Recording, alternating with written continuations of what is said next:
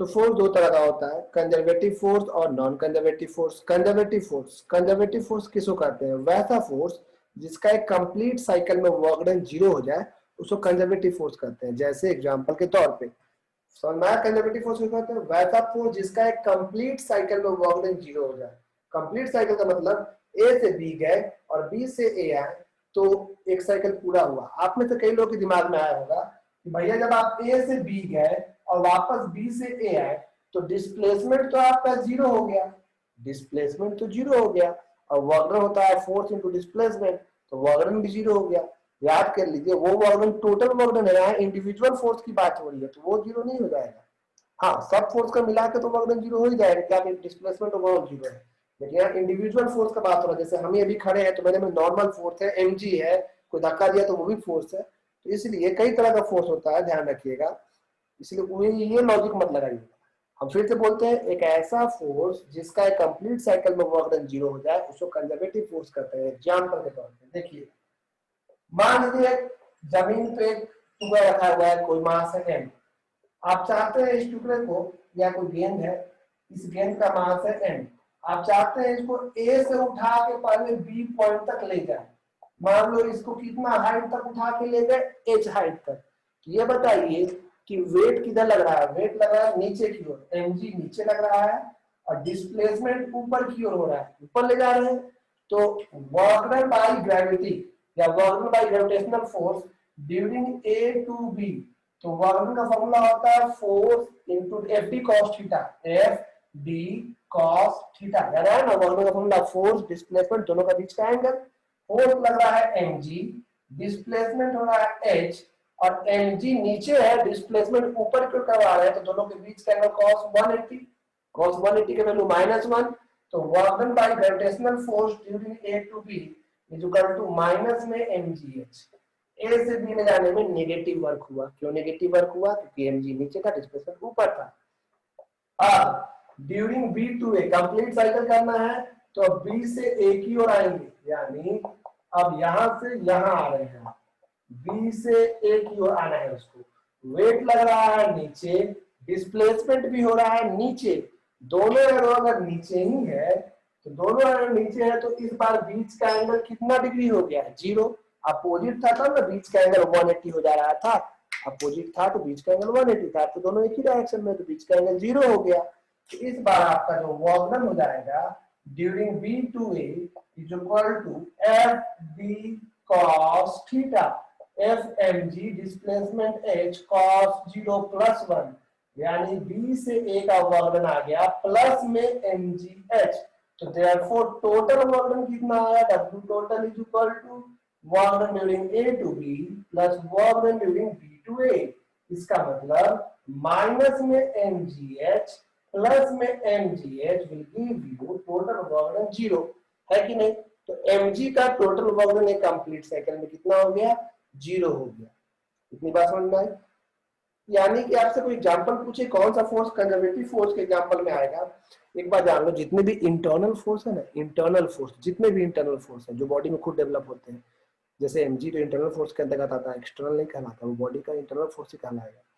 तो जितने भी इंटरनल फोर्स है वो कंजर्वेटिव फोर्स के ही अंतर्गत आ जाते हैं। जैसे एक एग्जांपल और देख लो, स्प्रिंग फोर्स अभी अभी आपने पढ़ा, तो मान लो हम स्प्रिंग फोर्स की बात करते हैं, ठीक है? हम कौन सा फोर्स की बात कर रहे हैं? स्प्रिंग फोर्स की बात करें।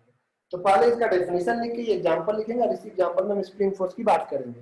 तो एक तो ग्रेविटेशनल फोर्स, दूसरा स्प्रिंग फोर्स, ये सब कंजर्वेटिव एग्जांपल है, एटसेट्रा मार देंगे अभी तो फिलहाल, और आगे भी आप कई तरह के फोर्स देखोगे। कंजर्वेटिव फोर्स का डेफिनेशन क्या बोले हम? वैसा फोर्स जिसका एक कंप्लीट साइकिल में वर्क डन 0 हो जाए। ये तो आप समझ गए। एक और खासियत है कंजर्वेटिव फोर्स का, कंजर्वेटिव फोर्स का वर्क डन पाथ पे डिपेंड नहीं करता है। मतलब ये कि अगर कोई पत्थर यहां से यहां गिराया गया, ठीक है, तो इसका फोर्स है mg, डिस्प्लेसमेंट है h, तो वर्क डन होगा mgh। अब कोई वही पत्थर ऐसे ऐसे ऐसे ऐसे नाच नाच के यहाँ आया, पाथ नंबर 1 पाथ नंबर 2, दोनों ही केस में वर्क डन सेम होगा। वर्क डन बाय ग्रेविटी दोनों ही केस में mgh होगा। टोटल वर्क डन हम नहीं बोले, हम बोले वर्क डन बाय ग्रेविटी दोनों ही केस में वर्क डन सेम होगा। यानी कंजर्वेटिव फोर्स का वर्क डन पाथ पे डिपेंड नहीं करता है। कोई लड़का सीधे गिरा और कोई लड़का वही जमीन पे ऐसे आया, कोई लड़का सीधे यहाँ से यहाँ आया, कोई फिसल कर ऐसे आया, यहाँ पे दोनों ही ग्राउंड पे आ गया, दोनों ही केस में ग्रेविटेशनल फोर्स का वर्क डन सेम होगा। इसके लिए भी mgh तो इसके लिए भी mgh, उसको कोई मतलब नहीं है पाथ से, इनिशियल और फाइनल पोजीशन सेम होना चाहिए। तो याद रखिएगा कंजर्वेटिव फोर्स की दो पहचान, पहली एक कंप्लीट साइकिल में उसका वर्क डन 0 होना चाहिए, दूसरी उसका वर्क डन पाथ पर डिपेंडेंट नहीं होता है। जब तक इनिशियल और फाइनल पोजीशन सेम है वर्क डन भी सेम होगा, चाहे आप ऐसे उड़ के इससे होके इससे होके फिर वहीं पहुंचो, चाहे ऐसे पहुंचो, हर केस में वर्क डन क्या होगा, सेम होगा। तो work done by conservative force path पर डिपेंड नहीं करता है। कंजर्वेटिव फोर्स के एग्जांपल में कौन कौन सा आता है, स्प्रिंग फोर्स भी है जो कि इंप्रूव कर देंगे, अभी ग्रेविटेशनल फोर्स भी है, और भी कई अभी आगे सुनोगे तब जितने भी इंटरनल फोर्सेस है सब कंजर्वेटिव फोर्स में आते हैं। नॉन कंजर्वेटिव फोर्स का क्या हो जाएगा डेफिनेशन, वैसा फोर्स जिसका एक कंप्लीट साइकिल में वर्क डन 0 नहीं होता है, जिसका एक कंप्लीट साइकिल में वर्क डन 0 नहीं होता, और वो फोर्स पाथ पे डिपेंड करेगा, उसका वर्क डन उसके रास्ते पे डिपेंड करेगा कि आप किस रास्ते से आए हैं। यानी work done bye non conservative force path पर डिपेंड करता है, work done by conservative force path पर डिपेंड नहीं करता है। Work done during a complete cycle in a conservative force 0 होता है, work done during a complete cycle in a non conservative force non 0 होता है, मतलब 0 नहीं होगा। तो हम अब लिखने जा रहे हैं, तो हेडिंग डालिएगा कंजर्वेटिव फोर्स, दूसरा नॉन कंजर्वेटिव फोर्स, अब डालिए हेडिंग कंजर्वेटिव फोर्स, उसमें लिखिएगा कंजर्वेटिव फोर्स में डैश देके, if work done bye a force, if work done by a force, if work done by a force during a complete cycle, if work done by a force during a complete cycle, if work done by a force during a complete cycle is 0, 0, comma, force is said to be, या force is conservative, या force is said to be conservative, force is said to be conservative. Paragraph change, repeat करें क्या, if work done by a force during a complete cycle या during its complete cycle is 0, the force is said to be conservative, the force is conservative, जो लिखना चाहे वो लिख सकते हैं, ठीक है। पैराग्राफ चेंज करेंगे, लिखिएगा पैराग्राफ चेंज करके, work done by a conservative force does not depend upon the path taken by the particle. Work done by a conservative force does not depend upon the path taken by the particle. Work done by a conservative force does not depend upon the path taken by the particle. Work done by a conservative force does not depend upon the path taken by the particle. Example, example, example में लिखिएगा gravitational force, gravitational force number 1 में gravitational force, आगे आप पढ़ोगे 12th में electrostatic force, magnetic force, सब conservative example में आता जाएगा। अभी सिर्फ हम आपको वही बता रहे हैं एग्जांपल जो आप अभी तक पढ़े हैं, तो ऐसे नाम तो आप बहुत आप हाथ पे ले लोगे, आगे जाके इलेक्ट्रोस्टैटिक फोर्स जो चार्ज के बीच में फोर्स लगता है वो भी कंजर्वेटिव का ही एग्जांपल है। खैर एग्जांपल में लिखिएगा ग्रेविटेशनल फोर्स और ये वाला एग्जांपल कॉपी कर दीजिएगा,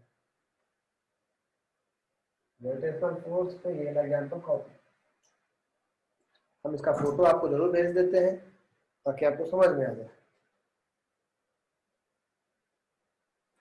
देखो 12th के बच्चों का आने लगा मैसेज, भैया आज नेट बहुत ज्यादा अनस्टेबल, आज क्लास नहीं कर पाएंगे, रिकॉर्ड कर दिया, 12th वालों का भी आ रहा है। स्कूल छुट्टी दिया है तो हम क्या करेंगे ना कि अब क्लास मॉर्निंग में कर देंगे, नेटवर्क का इशू ही खत्म हो जाएगा। सुबह में 7-8 बजे क्लास रख देंगे ना, 7:30 में ठीक रहेगा, 7:30 उस समय में का नेटवर्क ऑप्शन रहेगा मेरे ख्याल से। स्कूल सबका बंद होगा तो, किन्हीं का स्कूल अभी भी खुला हो तो हमको बताइएगा, ठीक है, अभी नहीं। एयरटेल के वाईफाई कंपनी में कुछ प्रॉब्लम है, इसीलिए प्रॉब्लम हो रहा है। आप लोग भी दे लॉजिक देते हैं कभी कभी, हो सकता है होगा, और हर दिन हम ही कष्ट झेले, कुछ आप भी झेलिए। तो इसीलिए तो आज कम पढ़ा रहे हैं, हम ज्यादा कहाँ पढ़ा रहे हैं, रिकॉर्ड भी कर देंगे। मनी भैया का सुबह ट्यूशन रहता है 6 बजे से, उनको कह देंगे वो 4 बजे सुबह से ले लेंगे, तो मैं इंसान थोड़ी हूँ। देखो अगला मीटिंग का मेरे पास आ गया मैसेज, वेट करेगा 12th वाला, क्या करना है हम लोग को, बोर्ड है, मेरे लोग को सहारा भी नहीं, उन लोग का मजबूरी है। मीट करना ही पड़ेगा। ये एग्जाम्पल आपको हम भेज चुके हैं। इसके अलावा example number 2, spring force. Spring force भी कंजर्वेटिव का एग्जाम्पल है। स्प्रिंग फोर्स भी कंजर्वेटिव फोर्स एग्जाम्पल है। जैसे देखो हम समझाते हैं, यहां पे समझो कि ये वाला आपका स्प्रिंग है, ये नेचुरल लेंथ अभी खींच के यहां तक ले गए, ए से ले गए बी तक, इधर खींच के ले गए, तो स्प्रिंग फोर्स इधर काम कर रहा था, एफ स्प्रिंग। तो पहला में स्प्रिंग फोर्स इधर काम कर रहा था और डिस्प्लेसमेंट इधर था। मान लो डिस्प्लेसमेंट इसका डी करती है, तो डिस्प्लेसमेंट इधर ले जा रहा है, स्प्रिंग फोर्स इधर काम कर रहा है। तो वर्क डन कितना हो जाएगा during A to B? Work done equal to होता है फोर्स का मैग्नीट्यूड, सिर्फ मैग्नीट्यूड लिखेंगे, साइन मत लिखिएगा। डिस्प्लेसमेंट मान लो यहाँ पे x लिख रहे हैं, cos 180, तो f डिस्प्लेसमेंट x cos, ये हो गया work done during A to B. ठीक है, माइनस एफ एक्स, क्यों माइनस एफ एक्स समझ में आया? अब हम चाहते हैं कि बी से उसको धीरे छोड़े तो एक ही हो रहा है, तो जब बी से एक ही ओर आएगा तब तो एक्सटर्नल फोर्स लगा लेना है। बी से एक ही ओर आएगा, work done during B to A, तो फोर्स देखो, अब बी से आना है इसको ए के पास, तो स्प्रिंग फोर्स इधर ही लग रहा है, आ भी इधर ही रहा है, यानी बीच का एंगल 0, फोर्स डिस्प्लेसमेंट कॉस 0, तो एफ एक्स, तो टोटल वर्क डन कितना हो जाएगा? W total minus F x plus F x, answer is 0। दिख रहा है आपको? बाई एक्स मत समझ लेना, F x total work done कितना आ जाएगा यहाँ पे? 0। तो स्प्रिंग फोर्स भी कंजर्वेटिव फोर्स का एग्जांपल। ठीक है, नॉन कंजर्वेटिव फोर्स, वैसा फोर्स जिसका कंप्लीट साइकिल में वर्क डन 0 नहीं होता है, वो नॉन कंजर्वेटिव होता है। और इसका एग्जांपल है फ्रिक्शन। ये आप लिखना चाहें या समझना चाहें तो लिख सकते हैं, आप देख सकते हैं, इसको मिटा दें। नॉन कंजर्वेटिव फोर्स की बात करते हैं। जैसे मान लो अगर एक बॉक्स रखा हुआ है जमीन पर, ए से इसको बी ले जाना है, तो ए से बी ले जाना है, आपको इधर ले जाना है, तो फ्रिक्शन तो इसमें इधर काम करेगा, अपोजिट साइड, तो फ्रिक्शन इधर अब ले इधर जा रहा है, डिस्प्लेसमेंट और फ्रिक्शन अपोजिट है। जब दोनों अपोजिट तो बीच का एंगल 180, अपोजिट ना है, बीच का एंगल 180, तो वर्क डन ड्यूरिंग ए से बी, फोर्स डिस्प्लेसमेंट कॉस 180, यानी माइनस में एफ डी, यही ना फोर्स या फ्रिक्शन है। अब अगर हम चाहते हैं कि बी से इसको ए ले आए, कंप्लीट साइकिल करना है, तो बी से ए लाने के लिए इधर लाना पड़ेगा खींच के, तो इस बार फ्रिक्शन उधर लग जाएगा, आप इधर ला दो तो फ्रिक्शन उलट जाएगा, फिर से फ्रिक्शन और डिस्प्लेसमेंट का बीच का एंगल 180 ही बनेगा, यानी work done during B to A, फिर से एफ डी कॉस 180, यानी minus F D. Total work done कितना हो जाएगा पूरे साइकिल में? Minus F D is equal to minus 2 F D, है ना? 0 तो नहीं हुआ, ये नॉट 0, यानी फ्रिक्शन एक नॉन कंजर्वेटिव फोर्स का एग्जांपल है, ध्यान रखिएगा। तो एक ऐसा फोर्स जिसका एक लिखिएगा non conservative, a force that if work done by a force during a complete cycle is non-zero, if work done by a force during its complete cycle या during a complete cycle, if work done by a force during a complete cycle is, या 3:33 हो गया, if work done by a force during a complete cycle is non-zero, force is called non-conservative. Force is called non-conservative. Force is called what? Non-conservative.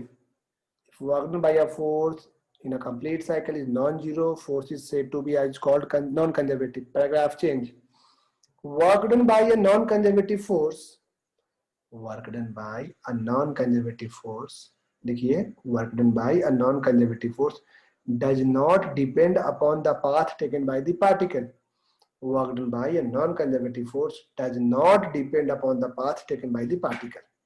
इसका photo खींच के आपको भेज देते हैं। एग्जाम्पल में फ्रिक्शन लिखिएगा। हाँ, हम नहीं बता रहे, मैं हो गया छुट्टी छुट्टी छुट्टी छुट्टी।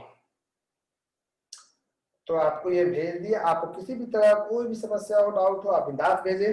ऑनलाइन आपका क्लास जो दूर के लोगों के लिए चलता रहेगा, और आपको ऑफलाइन भी अब हमारे दर्शन का मौका मिलने वाला है 1 नवंबर से। जहां तक हमको लगता है कि सब लोग चालू कर देंगे, तो हम भी चालू कर ही देंगे 1 नवंबर से। ठीक है? हाँ, नहीं पढ़ा रहे? हाँ, ठीक ठीक। चलिए, आज के लिए इतना ही रहेगा। सबका बहुत बहुत धन्यवाद, जितने लोग हमसे जुड़े हुए रहे अभी तक, क्योंकि बहुत लोग तो बेचारे मेला घूमने में, कुछ पंडाल व्यवस्था में सब में लगे हुए हैं। चलिए, गुड नाइट।